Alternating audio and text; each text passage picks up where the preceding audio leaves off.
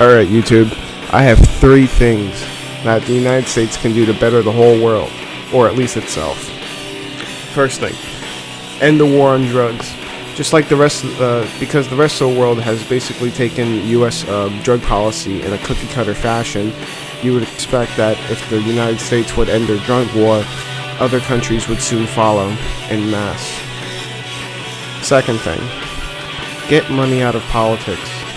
Make it so that politicians are not having to clamor for funds, so that a politician who may have good policies but not enough funding because he is being drowned out by other competitors with maybe worse policies, but they have more money to spend, and like a positive feedback loop, they take in more, and the other one takes the one without the money, as much money, takes in less. So we need to get money out of politics. Third thing, we need to rewrite the history concerning the events of September 11th, so that we understand the facts that are omitted from the official story and the graphic novel that accompanies it, so we can know about the physics of how the buildings fell and understand that it is absolutely impossible for buildings to fall in on themselves at near rate of free fall or at free fall without explosives taking out all the columns at once in a synchronistic fashion. Fire and gravity are completely unable to do such destruction. So let's unpack a little bit of these 3 ideas. So going with the first one, if you follow my channel or my blog, you should know already why I feel that way about the war on drugs, but for the people that are coming in, I'll let you know. Basically, like you've probably heard, it's a failure. Drugs should be treated not as a criminal problem, but instead as a health problem. The fact that drugs are treated in a criminal way makes the drugs themselves more dangerous. A world without prohibition is possible and has been formulated and thought through by very intelligent people.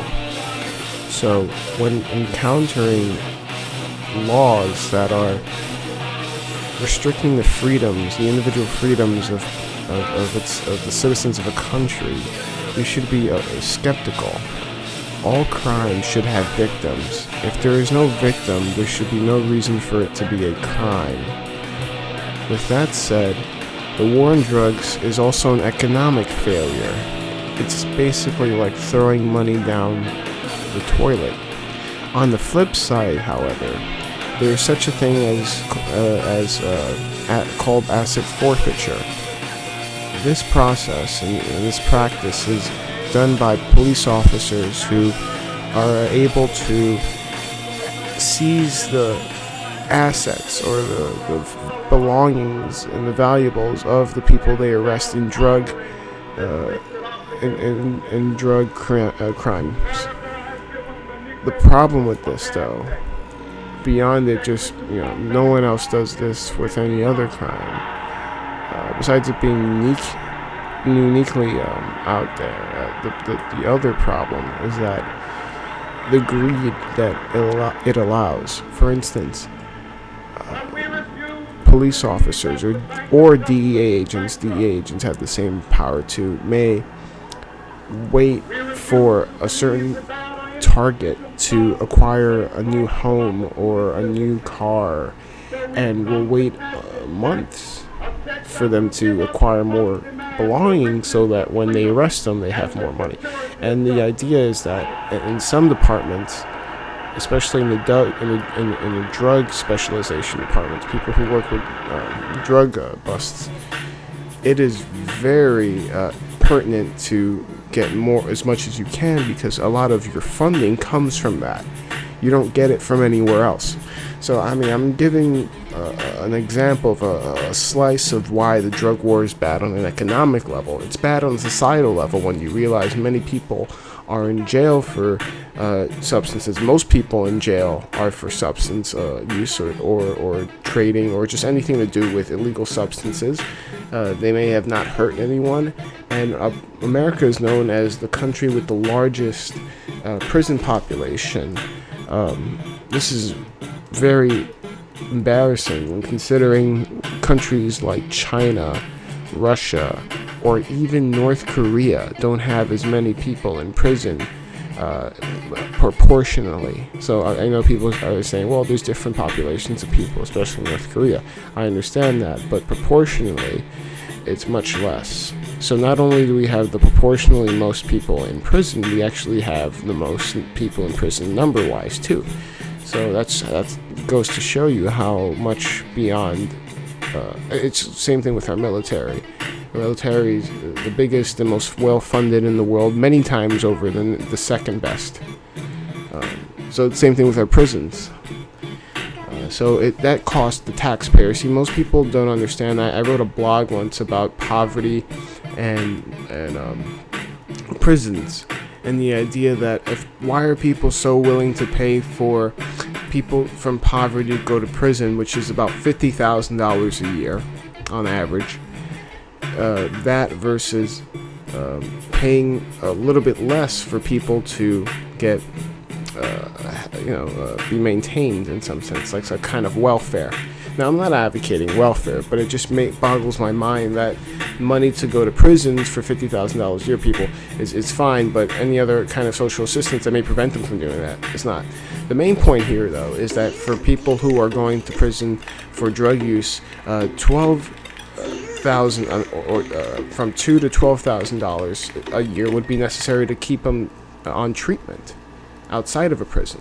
You see, it's much a big difference. If you're willing to pay $50,000, why not pay $2,000 or $10,000 or $5,000? So it's all in all, it's a big black hole that sucks in people's lives and the assets of a nation and holds us back in many forms of progress. It needs to stop. Like I said, drugs may be dangerous, like many things that are legal, but making it illegal is not going to make it any safer. And this idea that people aren't going to do it because it's illegal has been proven again and again to not work.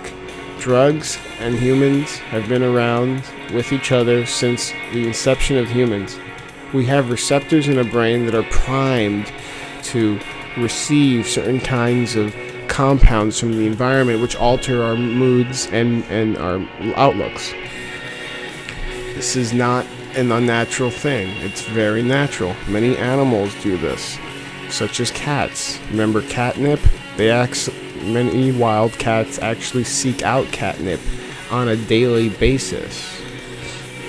So the idea of changing one's mind or changing one's consciousness should not be criminalized in any way, as long as it doesn't impinge on the consciousness of someone else. It doesn't stop them from accomplishing things or acquiring goals. So let's move on to the next one, which is getting money out of politics. As much as I've been not liking the Young Turks over the last few years, I find the Wolfpack project to be very important, and I commend them for that. Especially Cenk Uygur for coming up with this kind of pack, which, for those of you who don't know, they're trying to get money out of politics in the sense that people are not going to be allowed to take in donations, but instead there would be like a reserve pool where, it'll be taxpayer funded but not directly, and it goes to the pool and they get allocated equal amounts of money if they reach a certain point. But you see, what that does is that it gives everyone an equal playing field when it comes to money, because candidates do need money. Everyone understands that. But it becomes ridiculous when a few people can influence a candidate much more than many thousands or millions of people. For instance, a billionaire can finance a candidate more than a billion people can. Or, I'm sorry, not billion, well, a million or two, or 10, 20 million can. So because of this, it creates a disparity where that money becomes a form of control on instead of a person's opinion and their policies. So you can see that how this kind of system creates an oligarchy, which is what we have today. Everyone should know about the Princeton study, and again, if you do not know about it and want me to give you a link, please send me a message, just comment in this video, and I'll send you the link to the Princeton study and a pretty well-informed, well-produced animation that goes along with it. Very, very well done. So we can see that in order to have anything close to a representative republic or a democracy, we need to get money out of politics. It allows everyone to have the same voice, and that's the way it should be. It shouldn't be that because you are rich, you have more voice. It doesn't mean you can't be rich, but it doesn't mean that you can influence more in politics. You may be able to influence more economically in the economic world, but when it comes to the sphere of politics, your influence is as much as anyone else's, which is how it should be. It shouldn't be any other way when it comes to the sphere of politics. Everyone should be on an equal playing field and equal influence, and people who have good ideas are able to spread them to other people who can think for themselves to figure out if the idea is good or not.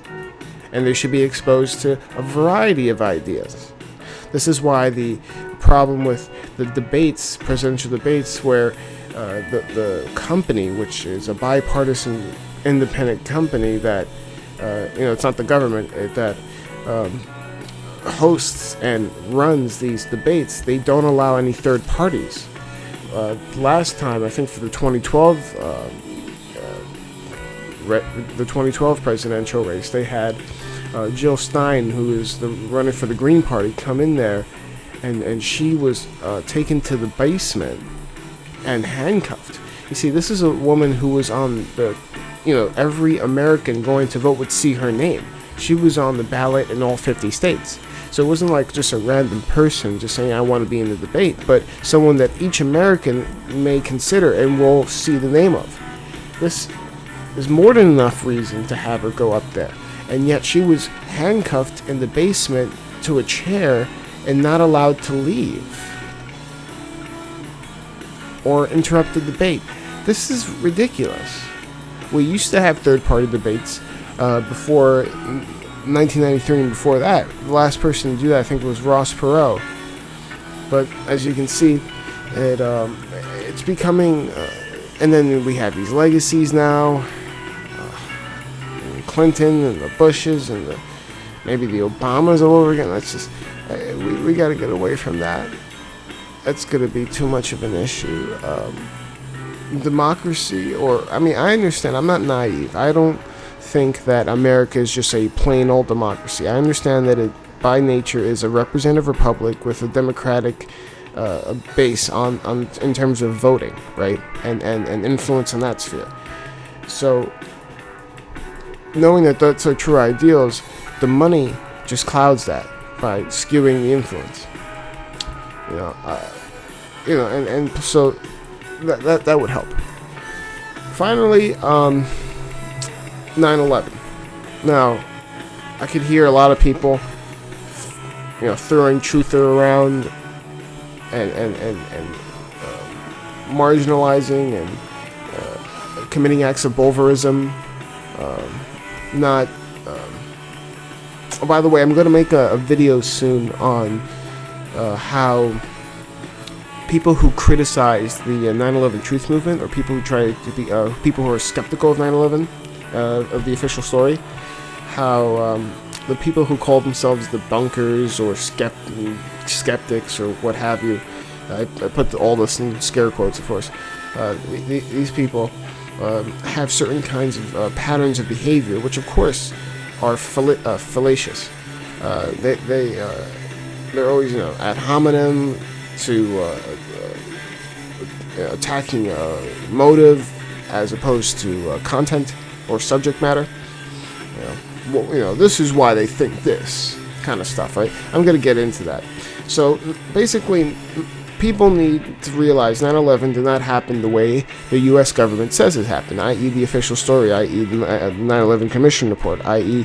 the stupid fucking graphic novel. I mean, this is so stupid, this fucking graphic novel. I mean, you can always see it. You look up a Rachel Maddow video where she talks about 9/11 truthers and the novel that goes along with the commission report. It's like ridiculous. I mean, it's something out of a parody, like a Saturday Night Live TV sketch or something. It doesn't make Saturday Night Live.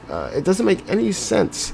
Why would you take something so serious and turn it into a comic book? Like it's ridiculous. How can I English this?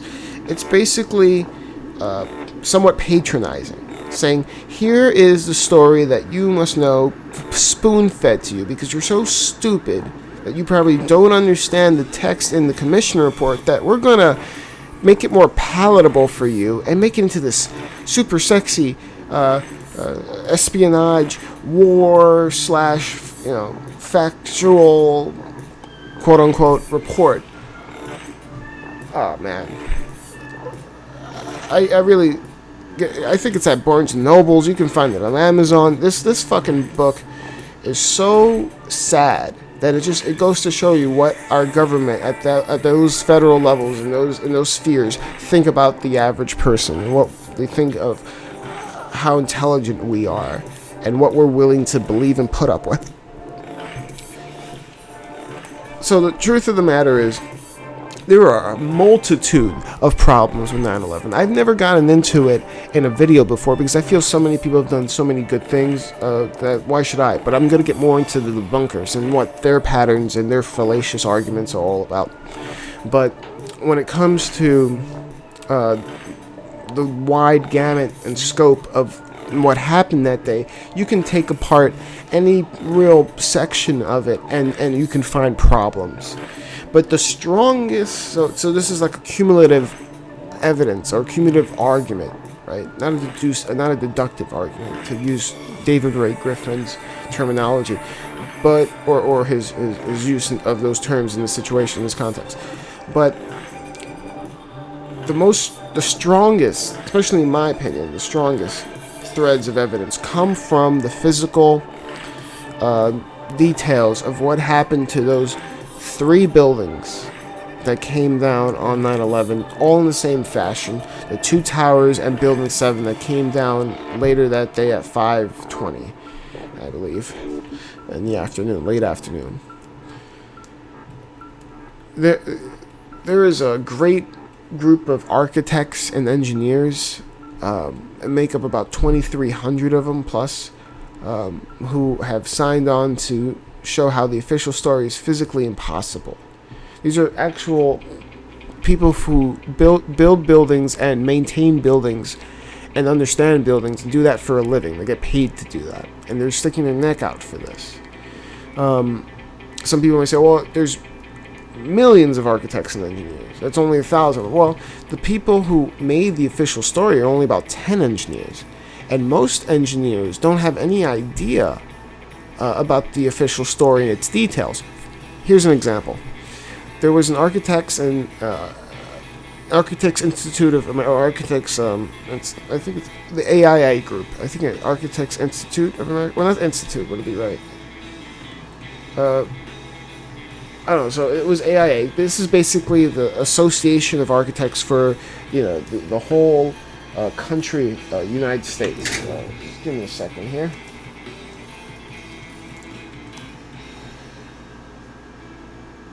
Okay, that's it. I was right. American Institute of Architects.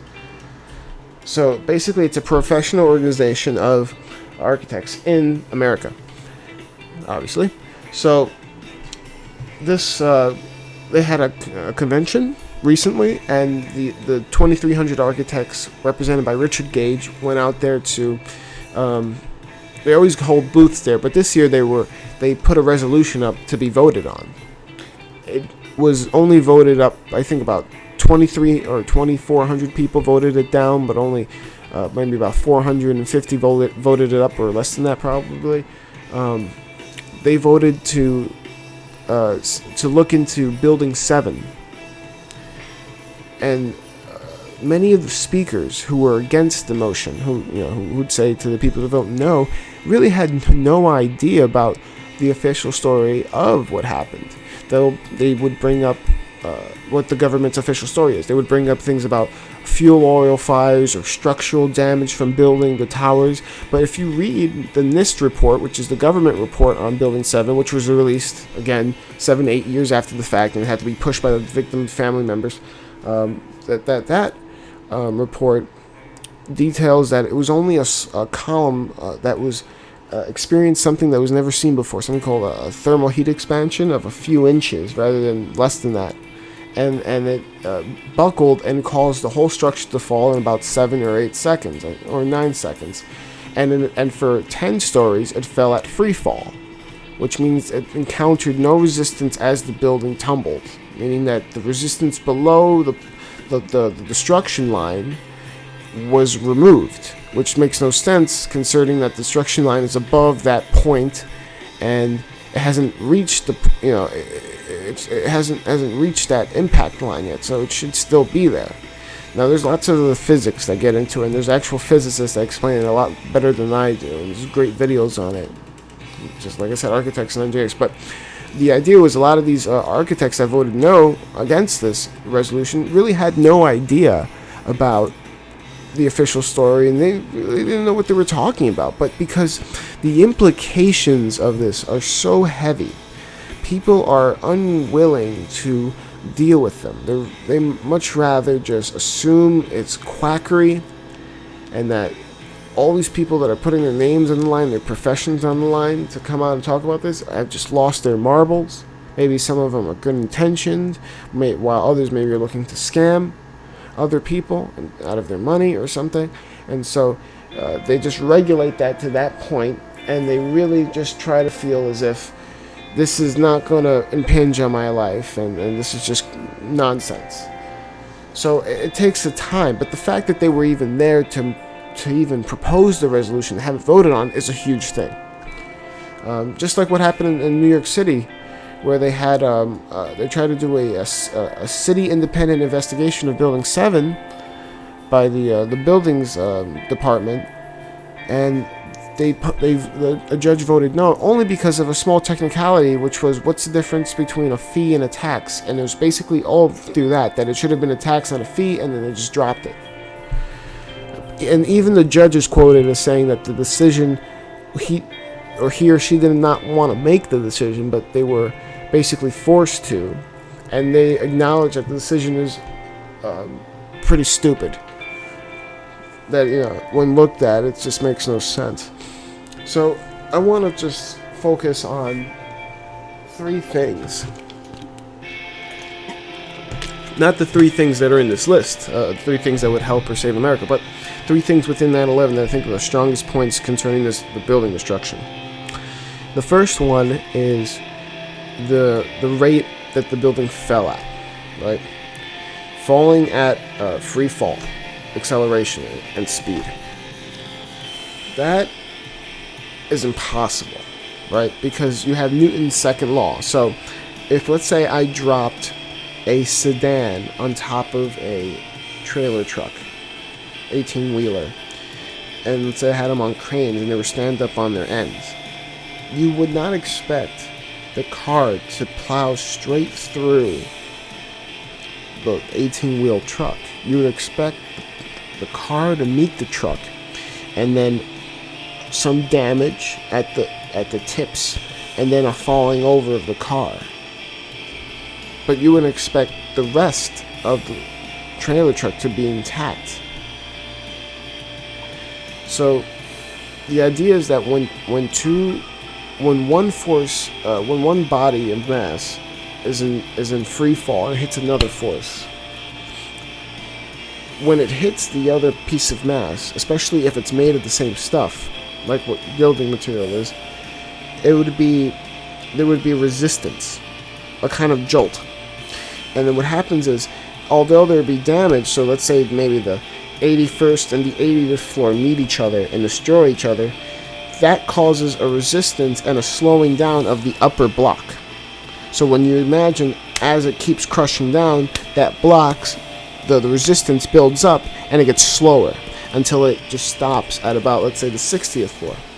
You could also imagine that as the top 10 or 15 stories crash into the bottom 15, 20 stories, that each time the floors meet and implode each other, you would have less and less solid material pile driving it down.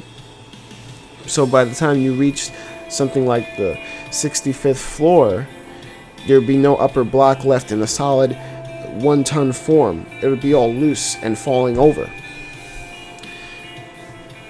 The only scientific paper that was ever published to try to accreditate or to support this theory of a pile driver crushing up, crushing down the whole building through was done by a researcher named Bazant, and he created a one-dimensional model which was mathematically sound, but when I talked to physicists about it and engineers, especially one physicist from Princeton University, when I told him it was a one-dimensional model, he started laughing out loud. He said, "That's ridiculous.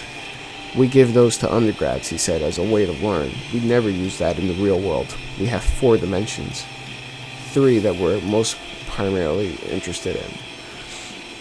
So, and he had no experiment to back it up. It was all basically theoretical and take it or leave it kind of attitude with it.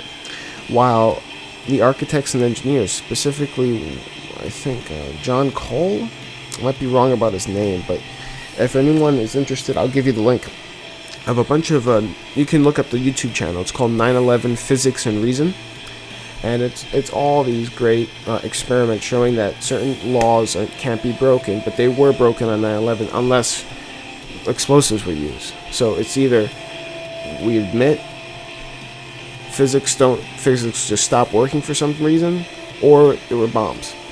I think it's we can be safe with the latter, unless you want to get quacky. But see, so yeah, that's the first point. The speed at which it fell, that's free fall, and not forget about this list. The second one is and this is interesting, the intensity of the fires. People talk about melted steel, and some people say, well, you don't need to melt steel to bring down a building. You only need to soften it. But the problem is that there is evidence of melted steel, of molten iron. Temperatures that stayed high until December. There's NASA forensic evidence showing temperatures 5-6 weeks after 9/11 beyond 1,000, 2,000 degrees in the core there, underneath all the rubble. This perfectly goes with the idea of thermite. Or nanothermite, a military explosive that burns very hot, very quick, and it can burn through metal like a hot knife through you already know what. So, understanding that we have physical evidence of molten iron and steel and concrete melded together in one kind of like fused element. We have FEMA documented evaporated steel, what they call eutectic steel, which is steel that's burnt and heated so high that it starts to evaporate and look like Swiss cheese. You're not going to find this in an office fire. It's impossible. The reason for that is because office fire, with all the office furnishings, like computers, desks, chairs, carpets, not only is the stuff in there made fire resistant, but being a hydrocarbon fire, meaning it's made of the carbon material around that fire is unable to reach a certain degree without a certain amount of oxygen, and that it's impossible to get it at a certain level because it can't use that much oxygen. Like it deals with how efficiently it can use up oxygen. However, an incendiary like nanothermite has oxygen built into it already, so it can reach temperatures of 5,000 degrees, 6,000 degrees easily, Fahrenheit, easily. So when we take the time to understand this, we see it again that there's evidence of molten metal and temperatures beyond excess of what an office fire can reach. We only have one solid conclusion, that it could have not been an office fire that ignited those flames, but instead it was some kind of incendiary that was burning, causing it to be so hot. And also the fact that towards the end, right before the building collapsed, the two towers collapsed in on themselves. The smoke coming out of the tower is black. By the way, all the people saying that well, I already explained that the building 7, the structural damage, NIST said had nothing to do with it, and plus you expect at the very least to topple in the direction of the damage, but we don't see that. We see a clean uniform way down. So the last one is what was found in the dust by several independent people, including the USGS and an insurance company that was working for a bank that was right near the ground zero, what they found was iron microspheres. Now, what's interesting about this is that this is a result of molten metal being sprayed in directions. This is very interesting. So, because the reason why it's like a sphere shape is because it's flying through the air like a projectile, and it was molten, and then it cools off, and it becomes a little metal ball. And this was numerous throughout the dust. That dust was all concrete that was plastered, which again, you can't imagine that coming from a gravitational collapse. All that power destroyed and pulverized the concrete to dust, to talcum powder, basically. So these metal spheres, these iron spheres, are only a result of temperatures that would bring iron to be molten and being sprayed out, which is totally goes with a kind of nanothermite explosion. Another reason why you want to think it's nanothermite, because it's all the smoke that came out, these protoplastic clouds that you only see in volcanoes. And these clouds are very thick, and there's no other fire. Even big fires don't have clouds that thick. It's a certain kind of energy that's released by the chemical. A bunch of physicists and engineers published a paper in the Open Physics Chemical Journal documenting what they found in dust that they characterize as a product called nanothermite. Detractors say that it's paint chips. It's not. When was the last time paint exploded? These chips, when ignited, explode and are made of nanothermite and have a layer, I believe, of I'm not sure if it's iron or sulfur, but they have it's very sophisticated. It's basically these two different materials woven together at the nanoscale. What's interesting is that there are two defense contracting laboratories that make this in the United States: Lawrence Livermore and St. Alamos Laboratories. Both make this material, and there are patents that are made for nanothermite to cut at steel beams and at certain angles.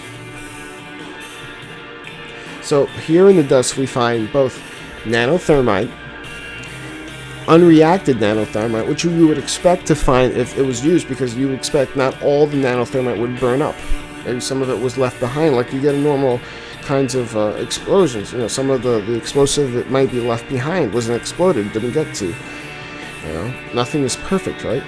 And then we have these iron microspheres. There's also detractors that say that the iron microspheres burn because if it's at a small level, the things at smaller levels have lower temperatures, lower boiling points, which is true, but only when you get to the nano level. These iron microspheres were 3-4 fold bigger than the nanoscale, quantum scale almost, level that you would need to have this kind of lower of a boiling point for a substance. So those are the three things within 9/11: the speed of the collapse, acceleration of free fall, the molten iron and molten metal, and the iron microspheres and nanothermite found in the dust by multiple people. So these three things need to be taken in and rewrite the history. Now, I'm not saying I know exactly what happened, but I think it was more likely that it was an inside job, not meaning the whole government, but factions within the government, more than 19 terrorists led by Osama bin Laden and Khalid Sheikh Mohammed. So those are the three things that I believe would help America and restore it, or at least better it, and make it more respectable on the world stage, and actually help the world in turn, because a lot of countries copy our policies and see us as a trendsetter for many things. So with that, I just want to reiterate the three things are: getting rid of the war on drugs, completely getting rid of it, and looking at a form of post-prohibition, a form of market regulation or legalization of some sort. Second thing, get money out of politics. Make it so that politicians don't have to accept donations that can be influenced by large donors, but instead have a public pool of money that is set apart with taxpayer funds that are collected during tax, that are collected from taxes themselves and allocated so that when candidates reach a certain level, they're able to allocate funds equally. And finally, rewrite history concerning the events of 9/11 to understand that certain physical impossibilities have to be accepted unless the official story is thrown out, which are the way the buildings fell, considering three things of those three buildings that fell: the free fall acceleration that it fell in, the high temperatures that were documented far beyond what office fires can accomplish, like molten steel, molten iron, and finally the iron microspheres and nanothermite that were found in the dust by multiple agencies, including the USGS and insurance companies. So, with all that said, I want to thank you for listening to this really long video, and as always, have a good one.